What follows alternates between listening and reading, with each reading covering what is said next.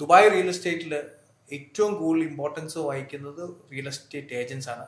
Credible trusted brokers ഉണ്ടെങ്കിൽ അത് എപ്പോഴും നല്ലത് ബയേഴ്സിന് തന്നെയാണ്. കാരണം അവരെ സംബന്ധിച്ച് അവരുടെ റിക്വയർമെന്റ് എക്സാക്ട്ലി ഈ ബ്രോക്കേഴ്സിനോട് അല്ലെങ്കിൽ ഏജൻസിനോട് പറഞ്ഞു കഴിഞ്ഞാൽ നമ്മളുടെ വലിയ ടൈം എഫോർട്ട് ഇല്ലാതെ അല്ലെങ്കിൽ നമ്മൾ ഇതൊന്നും പുറകെ നടന്ന് ഷോർട്ട് ലിസ്റ്റ് ചെയ്യാതെ നല്ല ബ്രോക്കേഴ്സ് അവരുടെ റിക്വയർമെന്റ് അനുസരിച്ചുള്ള പ്രോപ്പർട്ടീസ് ഷോർട്ട് ലിസ്റ്റ് ചെയ്ത് അവരെ കാണിച്ച് അവരുടെ ഇപ്പം വേറൊരു കാര്യമുണ്ട്. ഇപ്പം പല പ്രോജക്ട്സും ലോഞ്ച് ചെയ്യുമ്പോൾ ഓവർനൈറ്റ് വിറ്റുപോകും. നമുക്ക് പൈസ ഒത്തിരി ഉണ്ടാവും, നമ്മൾ ചെല്ലുമ്പോഴത്തേന് സാധനം ഉണ്ടാവില്ല.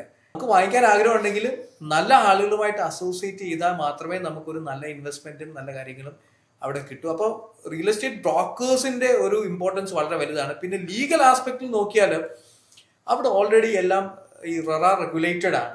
അപ്പോൾ ഒരു പ്രോജക്റ്റ് ലോഞ്ച് ചെയ്യുന്നതും അല്ലെങ്കിൽ ഇതിനെല്ലാം റെറ നമ്പറും ബാക്കിയുള്ള ഗവൺമെന്റ് കംപ്ലയൻസസ് ഒക്കെ പാലിച്ചതിന് ശേഷമായിരിക്കും അവർ ലോഞ്ച് ചെയ്യുന്നത്. അപ്പോൾ ആ റെറ നമ്പറും അത് അപ്രൂവ്ഡ് ആണോ എന്നൊക്കെ നോക്കിയാൽ തന്നെ ഒരു പരിധി വരെ അവിടെ ലീഗൽ ഇഷ്യൂസ് ഒന്നും ഇല്ലാതെ തന്നെ, കാരണം ഗവൺമെന്റ് അത്രമാത്രം ഈ പറയുന്ന റിയൽ എസ്റ്റേറ്റിൽ റെഗുലേഷൻ കൊണ്ടുവന്നിട്ടുണ്ട്. റെറ, DLT, ലാൻഡ് ഡിപ്പാർട്ട്മെന്റ് ഒക്കെ വളരെയധികം റെഗുലേറ്റഡ് ആണ് അവിടുത്തെ കാര്യം. പിന്നെ നമ്മൾ ചെയ്യേണ്ടത് ഒരു ക്രെഡിബിൾ ഒരു നല്ല റിയൽ എസ്റ്റേറ്റ് ബ്രോക്കറിനെ അപ്രോച്ച് ചെയ്താൽ ബാക്കി ലീഗൽ കംപ്ലയൻസസ് അടക്കം അവർ ചെക്ക് ചെയ്തിട്ട് മാത്രമേ നല്ല റിയൽ എസ്റ്റേറ്റ് ബ്രോക്കേഴ്സ് നമുക്കൊരു പ്രോപ്പർട്ടി വിൽക്കത്തുള്ളൂ.